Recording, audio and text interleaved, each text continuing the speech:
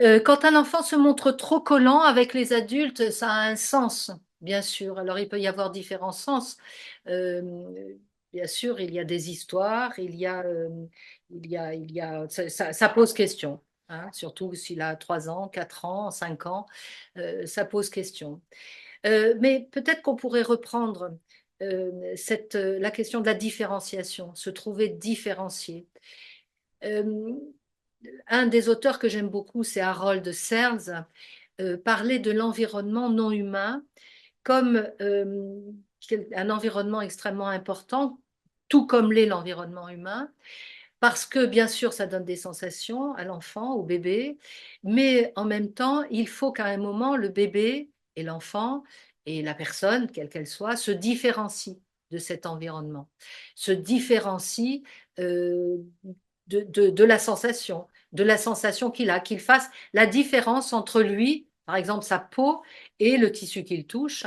Alors ça se fait de façon neurologique aussi, bien sûr, qu'il se différencie des bras qu'il accueille, qu'il se différencie, qu'il s'approprie son corps pour se différencier et pour devenir un être séparé. Alors quand un enfant rejoue en permanence cette question de la non-séparation, ça pose problème, bien sûr. On dit, il est collant, il me colle. Ça veut dire, de toute façon, quelle que soit l'histoire, après on peut se poser la question de l'histoire, mais déjà, ça veut dire que l'enfant est en souffrance de ressentir sa propre enveloppe, son propre corps entier, différencié, et il a besoin de venir coller pour se ressentir, hein. Pas simplement pour avoir besoin d'une relation presque. Euh, c'est vraiment, je prends le terme de collant, pour se ressentir dans sa peau, dans son enveloppe, hein.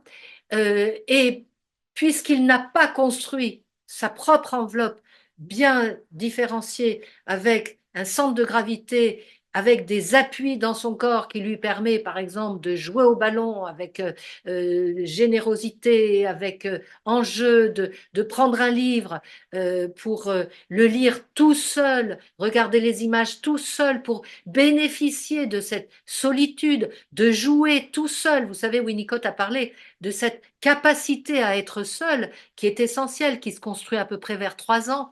Attention, capacité à être seul d'abord en présence de l'autre, c'est-à-dire pas la solitude, va dans ton coin et on veut plus avoir affaire à toi. Non, non, l'enfant doit être également accompagné dans cette capacité à être tout seul. C'est une étape extrêmement essentielle puisque ça va être la porte ouverte au plaisir d'être soi et d'investir des choses pour soi.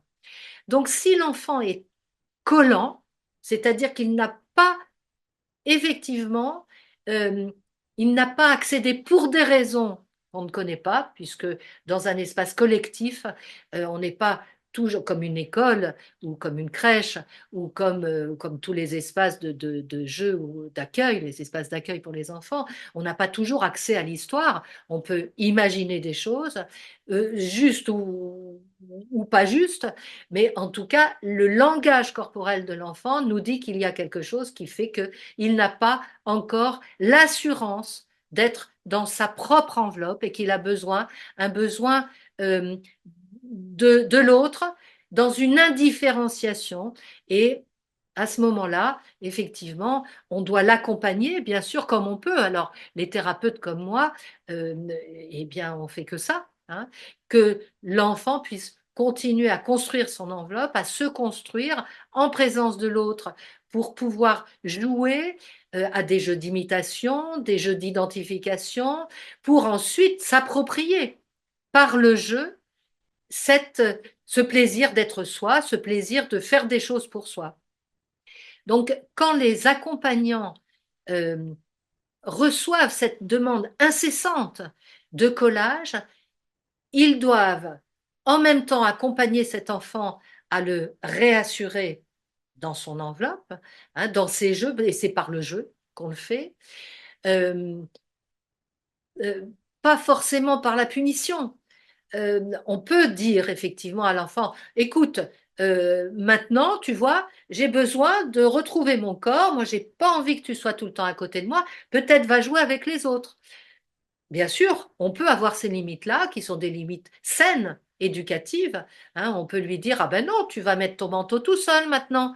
Tu vois, je vais t'apprendre. Voilà, tout ça, c'est des limites éducatives qui sont des contraintes pour l'enfant, mais qui vont lui apprendre effectivement qu'il a un corps et qu'il peut mettre les bras dans ses manches, qu'il peut mettre son pantalon, qu'il peut mettre ses chaussures. Donc, tout ça sont des actes de la vie quotidienne extrêmement euh, euh, d'une banalité à pleurer, mais qui, en même temps, apprennent et disent à l'enfant implicitement, j'aime beaucoup le terme d'implicite, parce qu'on n'est pas toujours obligé de faire des discours, mais qui accompagnent l'enfant vers sa propre enveloppe, la construction de sa propre enveloppe, quel que soit son âge.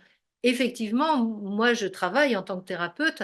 J'ai travaillé toute ma vie avec des enfants qui n'avaient pas construit leur enveloppe. Alors après, bien sûr, il y a la possibilité que ce discours corporel pardon, de cet enfant traduise une grande peur, euh, une peur de l'intrusion, une peur de l'agressivité, une peur des actes. Et à ce moment-là, bah, écoutez, il faut non pas simplement imaginer, mais évaluer, recourir si on voit vraiment que l'enfant est euh, trop apeuré par le monde, eh bien, il y a des gens dont c'est le métier qui peuvent être un recours.